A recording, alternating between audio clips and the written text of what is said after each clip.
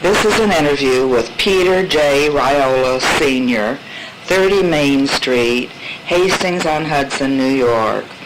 Today is May 19th, 1988.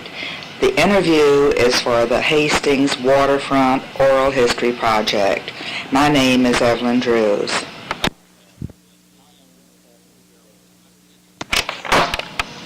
Where were you born, Pete? I was born in New York City. And when did you come to Hastings? We came to Hastings in the spring of 1911. Mm-hmm. I was born in August 1910. So you were just a little tyke when you came to Hastings. That's right. I was maybe about 8 months old. Were there other children in your family when you came to Hastings? And I had a sister that was about 3 years older than I. And as far as children were concerned, then I have another sister, that's Catherine, who is 8 years older. Another sister, Sadie, who was 10 years older. And then brother Joseph, who was 13 years older. And brother William, who was about 16 years older.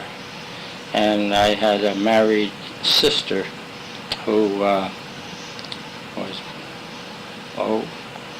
I guess she was probably about 22 years older. And who did she marry, Pete? She married Peter DeCara, who was a barber in Irvington, and after a few years moved to Hastings. Mm-hmm. So that actually he moved to Hastings about a year before we did, but he was in Irvington a few years before. Did that influence your family moving here? Yes, it was because of him that he encouraged my father to come and open up a meat market here. My father had a meat market in New York. Mm-hmm.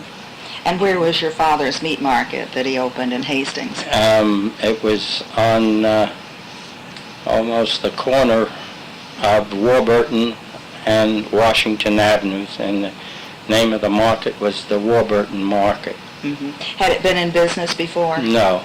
Your father established that business? That's right. Where did and my older brother, William, and my brother, Joseph, helped him get established. Mm-hmm. And later, my sister Catherine, when she got a little older, she became the telephone operator and would assist in wrapping up meat and making out bills and mm-hmm. sort of doing the bookkeeping. The business. But mm-hmm. my father and my two brothers were primarily the workers. Mm-hmm. And when I got old enough to be of some assistance, I used to deliver orders after school. And during summer months, I would help out in delivering orders. We had a horse and wagon at the time, and later on, as business progressed, we got a Ford panel truck, and when I became 13 years of age, I used to deliver orders after school with the Ford truck. It was a Model T. You could drive at 13? I could drive, but that I was really driving unlawfully because we weren't supposed to drive until we were 16. Mm-hmm. Did you have anything else in your store besides the meat? Fish. Fish and yes. meat. Where did you get the fish? We got the fish from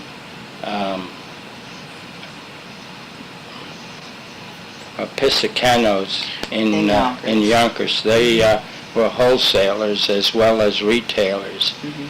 And we got fish from them for many, many years after that. Any locally caught fish that you sold?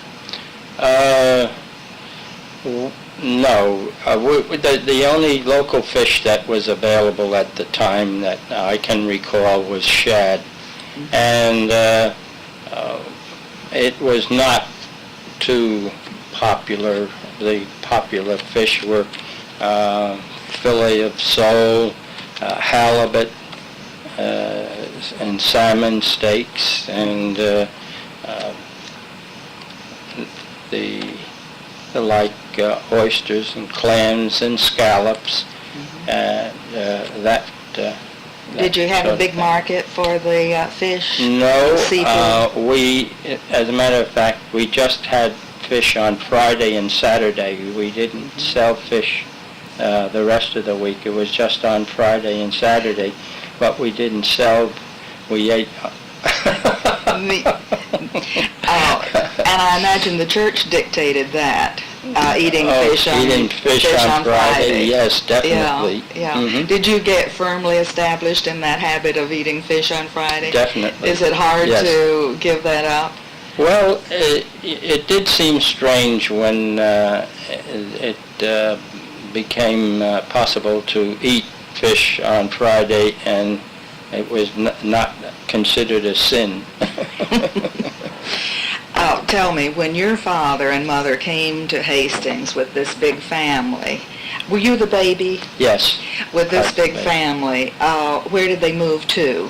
Well, we moved first to Washington Avenue. I don't remember the number, but I would say it was probably around 52 Washington Avenue, an apartment there. And I think that probably lasted for a few years. And then we were able to get an apartment on Warburton Avenue right up over the butcher shop. Mm-hmm. And so we were there until 1915. And then in 1915, Dad bought the house here at 30 Main Street, which was formerly owned by Mr. Delanoy, who was at that time village clerk, I believe. That's right. Mm-hmm. Mm-hmm. Do you know how much he paid for the house when he bought it? I think he paid $7,000. That was a good price at that time. Yes. Uh-huh. Mm-hmm. And do you remember who some of your neighbors were? At that time, yes. Our neighbors to the right at 32 Main Street were that's going north. Going west. West, okay, yeah. West. Mm-hmm. Wait a minute, that's east. West east, of the river. That's right. Going east. That's right. A family by the name of Semmens, Semens, mm-hmm. and they had a large family. They were, I think, about 7 children, and large families were popular at that mm-hmm. time. Children your age? And yes, yeah. Yes. Mm-hmm. There was Catherine and Frank, mm-hmm. and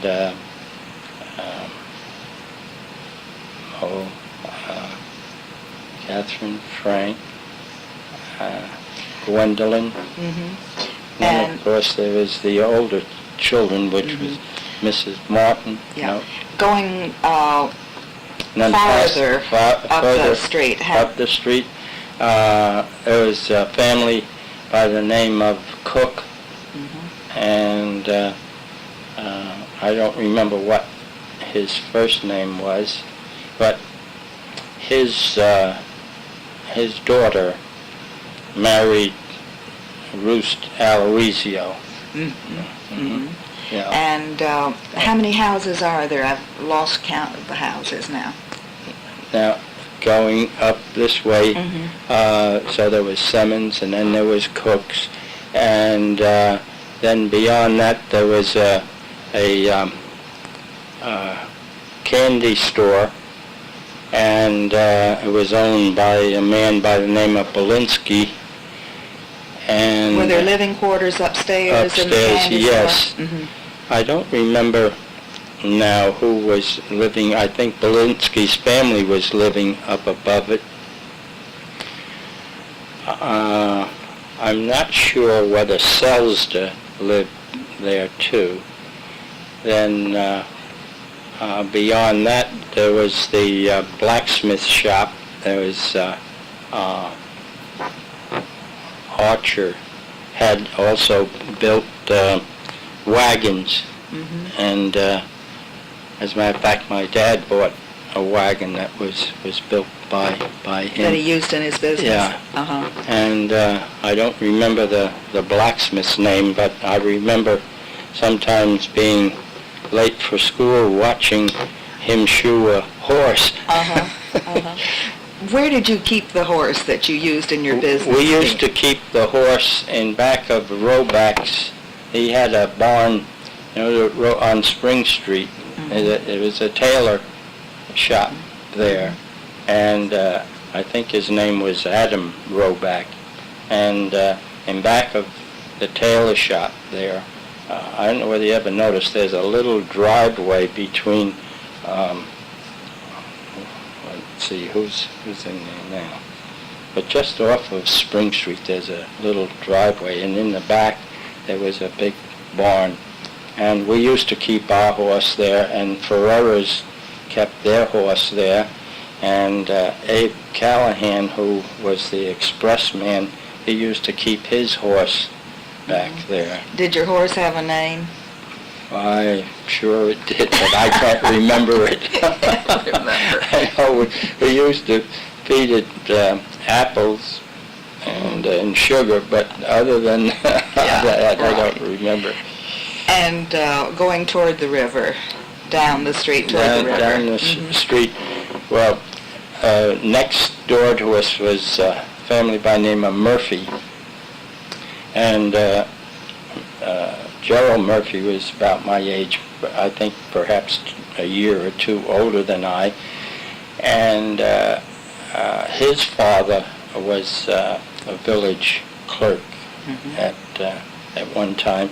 And he had two sisters who went into the real estate business. And then were they on Broadway? They later moved up to Broadway near Olinda. Yeah. Yeah. And beyond that, there was a shoemaker by the name of Salvaggio. I don't remember what his first name was, but he had a son, Peter, that was he still my there? age. Is that shoemaker still there? No. No. That's now where this little children's shop is. And they lived up over the, then next door to that was the A&P market. And then my father moved from Warburton Avenue over to Main Street. He bought that building, and we had the meat market next to the A&P. And then in the building next to it, that was owned by a family by the name of Friend. I think it's spelled Freund. And she lived there, and then there were 2 floors above street level. And I think it was probably around 1928 or so that there was quite a fire there, and it destroyed the top roof. And then when it was renovated, they added another story to it. Beyond that, there was a Daniel Reeves store, and beyond that, there was the DeMichael's store. That was a little grocery store, sort of a delicatessen, and it was run by their daughter, Grace. And then beyond that, I believe Ufer had his store, but it was just a paint shop. It wasn't a hardware store, which it later became. It paints and hardware.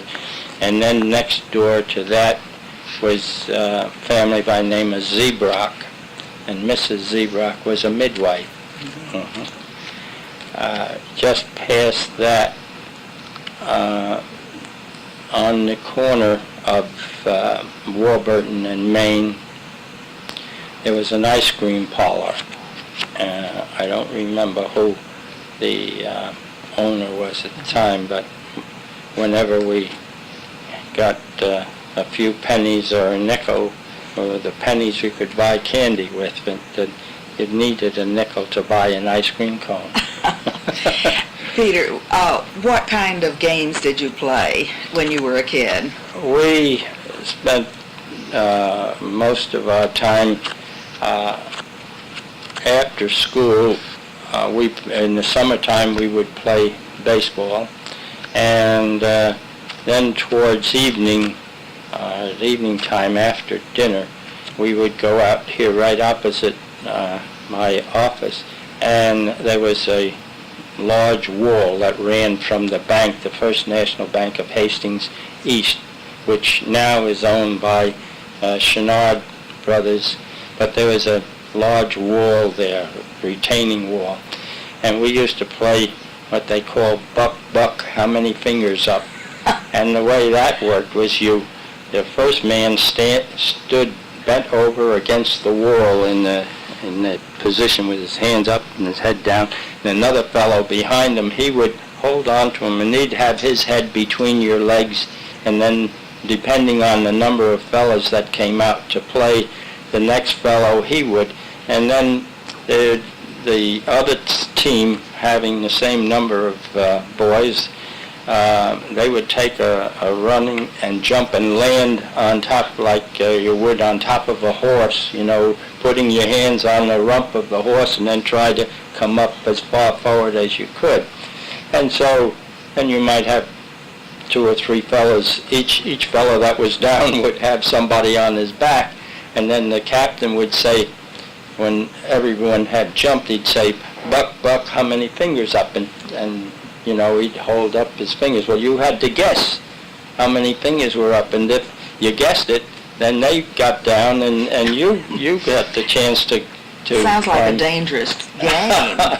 Well, it wasn't too bad. Mm-hmm. But the one that was up against the wall, he was the one that had to cross his arms so that when the fellow landed on him, he didn't crack his skull. Mm-hmm. And then, of course, you would reverse it, and you would jump on their backs, that sort of thing. And then there was hide and seek. Were there many cars on the street? Oh, no, very, very few cars. As a matter of fact, in the wintertime, we used to go sleigh riding on Broadway, and we would start up at the Andrus home, up at the top of Old Broadway, and we could sleigh ride come all the way down Broadway, down as far as where Dr. Mink's office, almost to River Glen. And what would happen is that during the day, the few cars that were being used, they would make a rut which was just wide enough for the runners of the sled. And if it had gotten a little warm and then cooled off in the evening, it was all ice. So it made it faster? Oh, it made it so fast, tears would come out of our eyes. And some of the older fellows built a bobsled, and you'd get about 8 fellas on that, and you can imagine, well, that was a plank that was maybe 10 inches wide and 2 inches thick, and then they'd take a sled and hook it up to the front and another sled down at the back, and you worked so that you could steer it up front. Well, I got to ride that a few times, and believe me, that was a fast ride. Pretty scary. Yes. Yeah. Tell me, were there any relatives in your house? Did you have grandparents that lived with you or nearby? No, my grandparents died in Italy. I never knew my grandparents. Did your mother and father come from Italy? Yes, they came from Palermo, Sicily.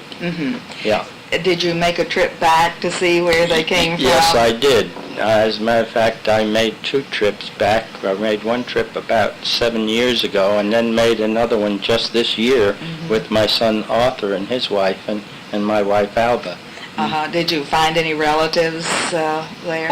On my first trip, I didn't find any relatives, but on this last trip, which we returned about Easter time, I met a man that was my age, and his name was Peter Riolo, and we chatted he invited us into his house, and we chatted for, I would say about an hour. Did you chat in Italian? Yes, yes, in my broken Italian, but I was able to speak well enough so that he understood what I was saying, and we got along. So you think you were related?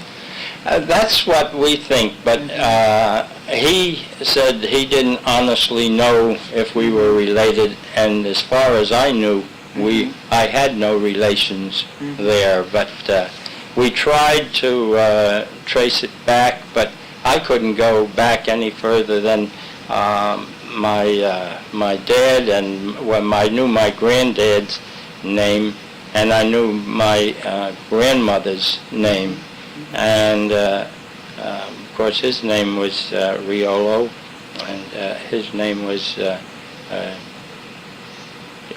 Frank Riolo, and did you speak Italian at home? Yes, but not very much. They would speak to me in in Italian, and I would answer them in English, so that my speaking Italian was very poor. Didn't develop the way it should. That's right. Right. That's right. And mostly they wanted you to speak English, I imagine. Well, they wanted me to speak both languages. Yes. As a matter of fact, my father taught me a little Italian when I was a youngster. He taught me the alphabet, and he would read the newspaper to me, and I got to learn some of that. But after he passed away, which was in 1950, I rarely spoke Italian. Occasionally I'd have someone who came in and wanted to buy some insurance or real estate, and I'd have an opportunity to talk, but I didn't do much talking. I listened most of the time, but I understood. Yeah. That's right. Did your mother and father talk about why they decided to come to the U.S.? Yes, they came here, I think the way most foreigners did, for a better way of life. You see, my father was I guess you'd call him a delivery man. He had a horse and wagon, and he would be hired out by some of the farmers, because most of them were farmers, and he had a farm as well. And so they would grow vegetables and fruits, and then take them to the neighboring villages, and that was his. All the kids worked in the store. Did your mother work in the store also? No, my mother never worked in the store. Yeah. No. She had She cooking had to take care of, taking care of take care children. of the children and do the cooking and take care of the house. Was she a good cook? She was, yeah. She is excellent. What were the favorite things that she made for you? Well, she made at holiday time, like Easter and Christmas and Thanksgiving, she would make a special type of pasta, which she'd let the dough. I don't know exactly how you say, but it would be made like bread dough. And then it would be cut in strips of about 1/4 of an inch and perhaps 8 or 10 inches long. And then that would be cut into 1/4 inch ones. And then she would take her thumb, she'd have a sheet or something on her lap, and she would take her thumb and make that dough curl. And she'd go like that and then flip it back with her finger and do it with the other hand. So she was going like that. And then she would cook that with tomato sauce. And usually in the tomato sauce she would put sausage. And that would give the tomato sauce an additional Flavor. delicious flavor. Did you have a garden when you lived here? Yes, we had a garden down in back of the house, and we had 2 pear trees, 1 cherry tree, and 3 peach trees. And in addition to a little garden back here, we had, where we're sitting now, we had a grape arbor. Did you make a little wine? Yes, but my father used to, we never got enough so that to satisfy my father and my brothers, so we'd have to go and buy wine. We'd go over to Mount Vernon, and some of the California grapes would come into the railroad yard in Mount Vernon and on McQuestion Boulevard, and we'd buy maybe, well, I think, if I remember correctly, it took like about 20 boxes of grapes to make a barrel of wine, but that barrel would be, roughly about 50 gallons. And then I would, my brothers would help them crush it and do whatever else was necessary. Yeah. Did you have wine at every meal? For dinner? For dinner, Yeah. yes, but not at lunchtime, unless it was a Sunday lunch. We had some company, then we would have wine, but every night there was wine on the table. And Mother could make a real good apple pie. She was great at making an apple pie, and she'd make a chicken stew that was delicious. It was cooked with tomato sauce and green peppers, and I don't know what else, with onions, and it was great. Peter, tell me about your house. Was it a little crowded? You were the baby. I was the baby. Well, my oldest brother, when we moved into this house, he had gotten married, and he lived down at 405 Warburton Avenue in an apartment. But so there were. And your sister was married. My oldest sister. Oldest sister. That's right. But my brother Joseph and I slept in one bedroom. My 2 sisters, Catherine and Sadie, they slept in another bedroom, and my mother and father slept in the other bedroom, so that we had plenty of room. We got along okay as far as. Was the center of the house the kitchen? Or? That's right. Yes. It's interesting that you say that, because the dining room was generally used either on a Sunday or if we had guests. That's right. When the priest came to call? When the priest came to call, that's right. But we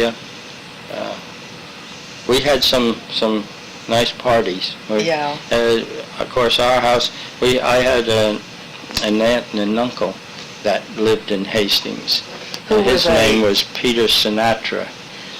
And he had 2 daughters and a son.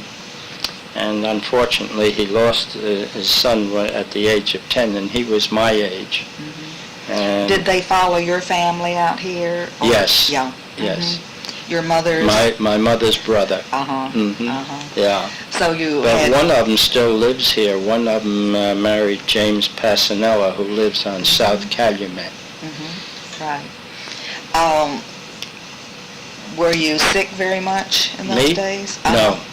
No, rarely. Yeah. And thank God I've been still well. Pretty good. Yeah. Who was your family doctor? Dr. Jenks. He lived up on Olinda. And he was quite Do you remember any stories about Dr. James? Well, I can tell you, I have a niece now whose name is Eleanor Mara. That was Eleanor DeCara at the time. Yeah. And she had asthma, and we thought we were going to lose her. And he had been treating her, and she got so bad one night that he stayed with her, I think, for about 4 hours, just sort of watching her and treating her. I don't remember, just what. But in any event, he pulled her through, and she's alive today, and she's living in Irvington. That's right. Yeah. Did you ever go up to his hospital? Yes, I have a niece, Mary DeCara, who he delivered, and she was born in his hospital, which was next door to his home. Yes, and that. Well, she was in the hospital while my sister was in the hospital with Mary. I used to go over during the recreation period at about 10:15 or so, go over to see the baby. Oh, and then run back. Yeah. Thank you, Peter. Okay. Peter, did you have any special experiences while you were delivering for your father? Yes, I can remember one very vividly where I had just come from delivering an order across the street from some people named Loomis and Belair Drive, and then I had to go into a house that was owned by the Varians, and the Varians owned a police dog, and as I was approaching the back door, the police dog came and nipped me in the backside and tore my pants and gave me a little mark or scratch. It drew blood, and Mrs. Varian came out and she said, "Peter, are you hurt?" And I said, "Well, not very much, but he did tear my pants." And she said, "Well, let me see it." And I was a little bit embarrassed because she wanted to see whether or not he had bitten my cheek. But I let her see it, and she put some iodine on it, and I don't remember for sure, but I think she bought me another pair of pants. Did your mother scold you for having your pants torn that way? No, because she knew there would be a hazard of that nature at some time or another. I just had been lucky. Right. Did you have good police protection in those days? Well, we had, I would say, a minimum of policemen in those days, but then there wasn't very much traffic, and so there would be possibly 3 shifts, and how many policemen in all, do you know? I think possibly 6 at that time.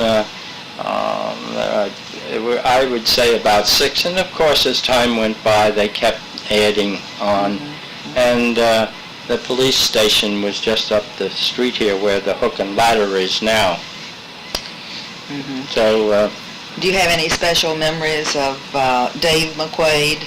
Oh yes, when Dave McQuaid was directing traffic on the corner of Main Street and Warburton Avenue, at one time they had an umbrella there, and then they put up a sort of a seat like you would see perhaps at a tennis court. And he would sit there, and he loved to chew tobacco, and he would spit, I guess, about every other 10 seconds, and he had a circle marked around him with tobacco juice that we used to tease him about, and then he would chase us. some people have talked about curfew and being chased by Dave McQuaid. Did you have Yes. that experience? Yes, I did. We there was a curfew at 9 o'clock at night. The Anaconda blew a whistle at 9 o'clock at night, and all children, I guess under 16 years of age, were expected to be off the streets. And occasionally, especially in the summertime, it would just about get dark at 9 o'clock, so some of us would be out a little longer than we should, and he'd come up the street with his nightstick and say, "Come on, you kids, get off the street, you know you're not supposed to be here," and he'd wave his nightstick at us, and we'd scoot home. Was he really tough? He wasn't as tough as another policeman that we had. I'm trying to think of his name. He was really tough. And then, of course, we had Hogan, chief. He became chief, and then there was O'Leary, Chief O'Leary. He lived up over the bank, which was across the street from us, and they were they were good policemen, but they weren't quite as rough on us kids as Dave McQuaid and the other policeman. I just can't remember his name, but. You said that where Mann's is now stands, that there was an apartment house there? That's right.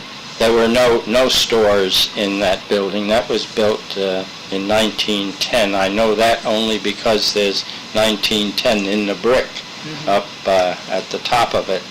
But that was strictly an apartment house. And we had families like the Mahans lived there, the Lalleys, the Allens, and the Boyd.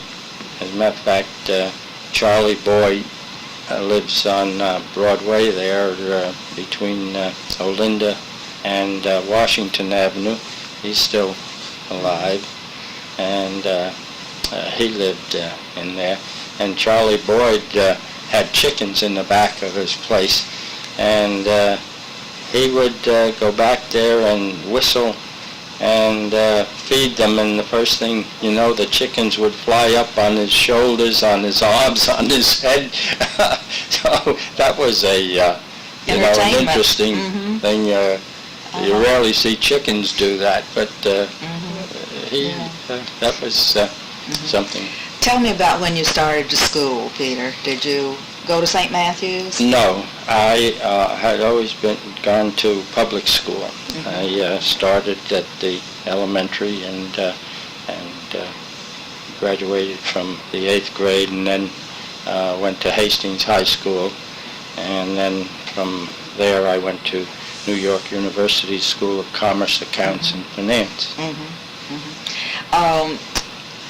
But the church was very important in your lives. Oh yes. We went to church every Sunday and on holidays, and we had our parish priest's name was Father Thomas O'Keefe, and he was a strict taskmaster, and you didn't dare not do what you were supposed to do. I was an altar boy for him for a number of years, and then I later sang in the choir there at St. Matthew's for a number of years. And Father O'Keefe was quite strict. A lot of people remember him as being strict, and all of your family went to public school? Yes, yes. Yeah. My sisters and brothers. Was Father O'Keefe upset about that? Well, if he was, he didn't. The only way that I can say that he might have been upset was because when I first became an altar boy, for the longest time I didn't get to serve Mass. I had to just, sit there with my friends who were altar boys, and it took a while before he let me serve. Were the altar boys chosen from St. Matthew's From St. Matthew's School, that's right, sure. Tell me about the old Catholic Church. Do you remember anything about that? Well, I remember very little about it. Of course, I knew where it was, and I remember when it was torn down. That, of course, the new building, the present building, was in the course of construction, and that took a couple of years. And but I know that it was just south of where the Pujo place is now. It would be directly adjoining it where the post office is now. That's approximately where it was. Were all of you expected to donate to help build the church? Did your parents talk about that? Yes. We were asked to donate. Quite honestly, I don't remember what. We, when the church was built, how much my family donated, but I can tell you that we donated for a good many years after that. The congregation was made up of a lot of different ethnic backgrounds. Well, yes, but not as many as you might expect. Today, we have, at that time, we had the what we call a Polish church, now, and that's St. Stanislaus Church on Main Street. So the Russian, the Polish, the Slavic, and the Ukrainians, they pretty much went to the Polish church. We called it the Polish church, and that was St. Stanislaus. So that we didn't have a lot of Italians at that time. We probably had about a dozen Italian families in the early days. I'm talking now of between 1910 and 1920. So that there was primarily Irish and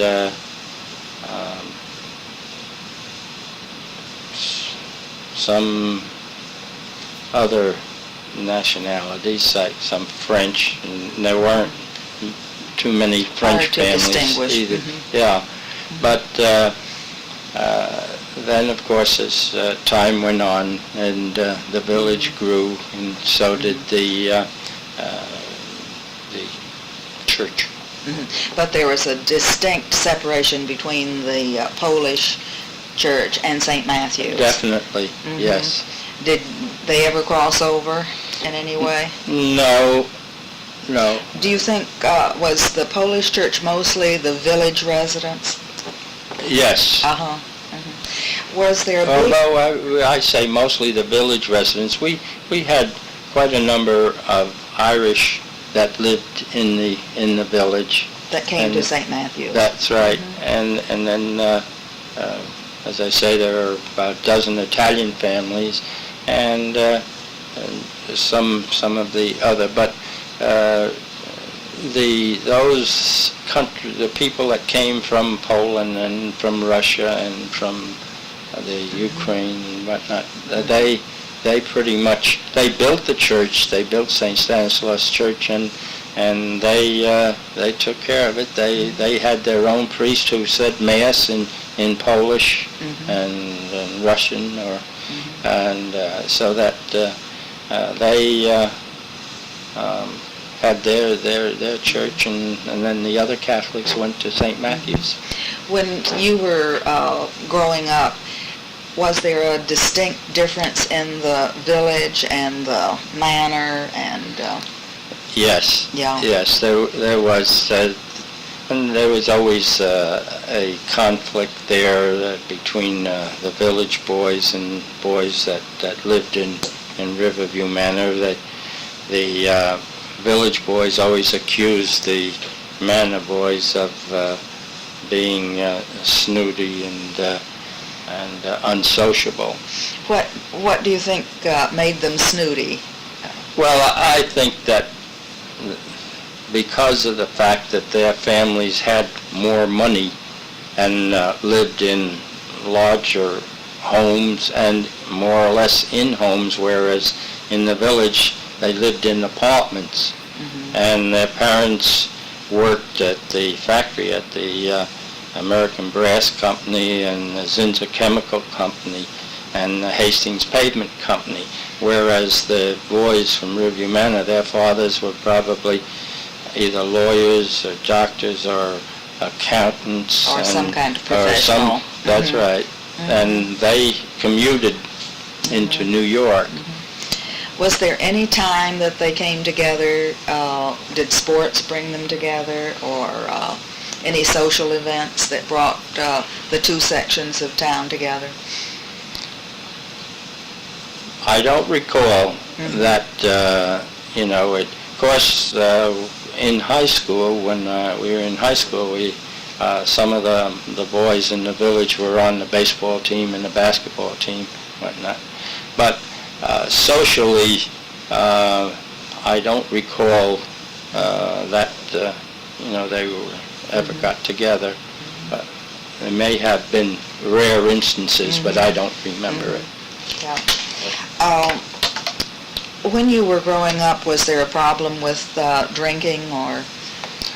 Not amongst the young people. The problem with drinking were the men, and they would be either 20 years old or older. But I don't, when I was in high school, we never had any problem with alcohol. But I do know that at some of the dances that were held at either Sigariski's ballroom primarily, there would be a group that would come up from Yonkers, and they got involved with drinking, and the fellows that from Hastings who went to the dance, they had their drinks, and eventually, as time went on, there'd be some friction and a fight would start, and then the two policemen that were on duty would go down to Washington Avenue and try to break it up. How often did they have dances down at Sigaretsky's? Well, I would say possibly once a month or so. Whole families went to these dances? Pretty much, yes. Yeah. Was your family interested in that? No. No. We never went to any. But you told me that you did dance on the aqueduct. Well, I didn't dance because I was too young, but there was a dance floor that was built up on the aqueduct where the pearl factory used to be, and I think in the summertime it was, I think every Saturday night they'd have a band. I don't know who ran it, but there was dancing, and I would go up, and a lot of other youngsters, we'd go up there and then watch them dance until maybe about 9:30 or so, and then we'd have to, 9 o'clock curfew, we had to get home. So if you got to stay until 9:30, that was quite a... Was there a movie that you could go to? Yes, we had the Hastings Theater, and as a youngster we went there, and we couldn't go very often because we didn't have the money to pay to get in. But occasionally one of the fellas, or we would chip in and he would go in, and there was a door near the lavatory, and he would go in, and he'd go into the lavatory, and then he would open the door, and 3 or 4 of us would sneak in. But did you get caught? Yes, we would get caught every once in a while, and of course they would ask us to leave. How much did the movie cost? I don't really remember, but I think it was probably maybe 15, 20 cents. But it was just fun to sneak in. Oh, it was fun to sneak in and see Tom Mix or William S. Hart or, you know, we're cowboys. That's what we wanted to see, the cowboy pictures. Was there popcorn and... No. No popcorn. No. Yeah. What else did you do besides go to the movie? This teenage fun. A teenage fun. You were driving. That was when I was a teenager, I had a driver's license and, you know, going to high school. And so if there was something going on, either a basketball game in Yonkers sometimes that Hastings would be playing a Yonkers team, we'd go down to Yonkers and watch a game, or if it happened to be in one of the other villages. And the same way with baseball, when the baseball season, we would watch them play But baseball. you played baseball. I played baseball for Hastings High School. I was on the baseball team, the basketball team, and the track team, and I was the captain of the Hastings basketball team in my senior year. And I was the highest scorer on the team that year, and I got a cup from Coach Cochran with an acknowledgement of the accuracy of... The Cochran gym wasn't there then? No. Yeah. No, right. that was before the Cochran gym. Yeah. Matter of fact, most of my basketball playing was in the old gym, in the old high school, not in the new one. I played only my last year in high school did I play in the Farragut Avenue gym. That they built the new high school in 1927, and I graduated in 1928. So I just had 1 year in the new. Yeah. But they were very enjoyable years. I think I enjoyed myself more when I was going to high school than I did when I was in college. Did you commute to college? Yes, Yeah. yes. I commuted, took the train down and to Grand Central, and then took the subway down to Washington Square.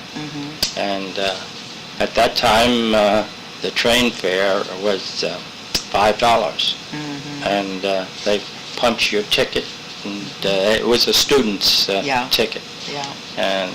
And then the subway fare was a nickel, so it wasn't too expensive. And my tuition at New York University for the 4 years was $300 a year. I think my last year it was $350. Then which came first, getting married or going into business? No, going into business came first. However, I was, unfortunately, in the 30s, it was very difficult to either sell insurance or real estate. So I took a job with General Motors in Tarrytown as an accountant, and I worked there from 1938 until 1947. And so I was there all during the war when I was in charge of manufacturing costs during the war when we were building the wings and the cabins for the Grumman Avenger, the torpedo bombers. And you were deferred because it was a war effort. That's right. And it was difficult to replace accountants. And I got married in 1939, in November of 1939. And I used to go down to Grand Central almost every 6 months for re-examination. And then I would be classified 1A and then General Motors would have to apply for a deferment. And that went on for 4 years. And did you always know you were going to go into business for yourself? Yes, I knew that when the war was over that I would be going back to real estate and insurance, because I'm not very fond of sitting in an office all day, and that was one of the things that I disliked about being an accountant. But you knew everybody so well in Hastings. That's right. That it was easier to get established. Yes. Was there much real estate being sold during that time when you first started? It wasn't until after the war, and then even after the war, it took a few years before we started to get a building boom. It was hard to get materials, and so for about 2 years after but then after that it really started to move. Pick up. Yes. Where were most of the houses sold? Well, Riverview Manor was developed mostly in the 20s, but the Ronnie's Circle and Ravensdale, those came after the war, and there were a number of houses that had fairly large pieces of property. I say fairly large, maybe an acre or so, and then subdivisions came along, and even if a person just had a lot that was 100 by 100, a quarter acre, at that time the zoning only called for like 50 by 100, and so some of the houses got built on smaller lots, so that was when the verge came. It was after the big push was after the war. Yes, and in the late 20s and after the war. Did having the village did that detract from selling real estate up in the manor? You mean the village, the business area? The cold water flats and the kind of housing that they had down on Railroad Avenue, and did that detract in any way? Well, not too much. As I pointed out before, there wasn't much of a mix there.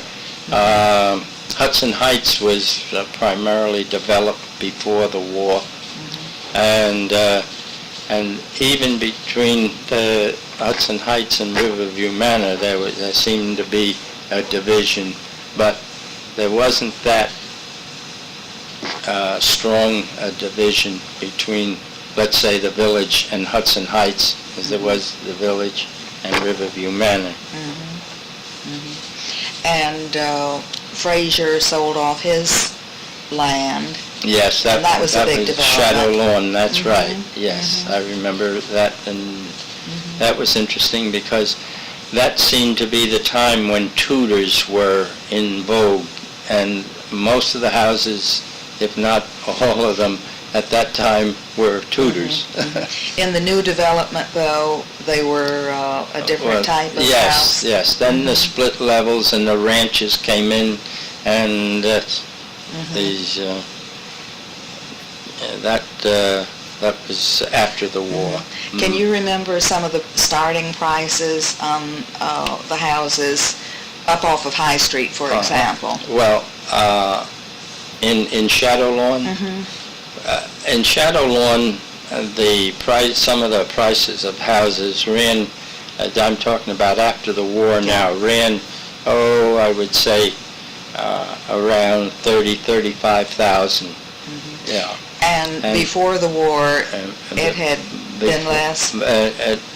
And not so much in Shadow Lawn. As a matter of fact, some of the houses were more.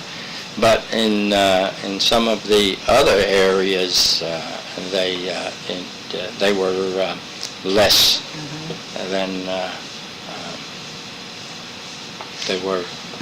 And the $30,000 house after the war would that would went up be to like about 45 or 50, and then gradually it kept going up and up, so that now in Shadow Lawn you probably couldn't buy a house for less than about $350,000. Yeah, and over on Ronnie Circle, that was part of the Curry estate, and right after the war they built these houses to sell for about $7,000, and then they built them so you could have an expansion attic, and if you wanted to buy a house there now, it would probably cost you $200,000 or maybe more.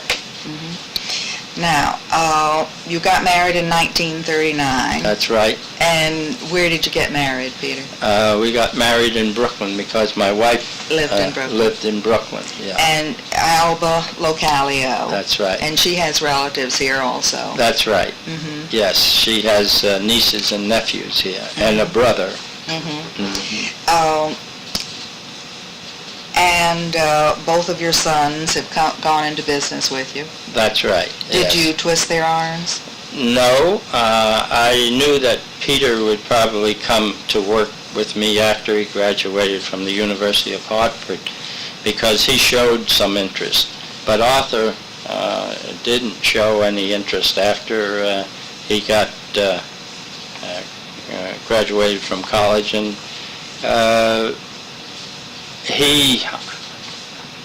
I had to push him to find out what he wanted to do. Yes. So finally, he graduated in the end of May or the beginning of June, and he didn't come to work for me until January 1st, because I kept after him, and I said, you know, you just have to get a job. You're just not going to stay and bum around. So he said, well, I'll try and see how it works coming to work for you. So I said, well, fine, but you've got to get rid of that long hair you have.